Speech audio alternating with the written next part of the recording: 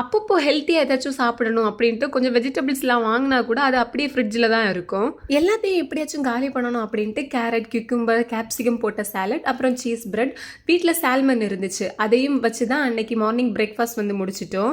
இனிமேல் 3 டைம்ஸும் இப்படி பேலன்ஸ்டாக தான் ஃபுட் எடுக்கணும் அப்படின்ட்டு 2 பேரும் நல்ல உறுதிமொழியெல்லாம் எடுத்துட்டோம். ஆனால் அன்னைக்கு நைட்டே வந்து பர்த்டே ட்ரீட்டுன்ட்டு ஃப்ரெண்ட்ஸ் இன்வைட் பண்ணியிருந்தாங்க.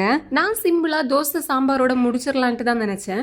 ஆனால் என் பக்கத்தில் இருக்கிறவங்க இந்த சிலோன் பரோட்டா, முட்டை கலக்கி, பீஃப் ரோஸ்ட் அப்படி இப்படின்ட்டு ஆர்டர் பண்ணவும் எல்லா உறுதிமொழியும் நானும் மறந்தாச்சு. அப்புறம் என்ன இன்னைக்கு ஒரு புடி அப்படின்னு சொல்லிட்டு எல்லாத்துலேயும் கொஞ்சம் டேஸ்ட் எடுத்து பார்த்துட்டு நல்ல வயிறு முட்டை சாப்பிட்டாச்சு.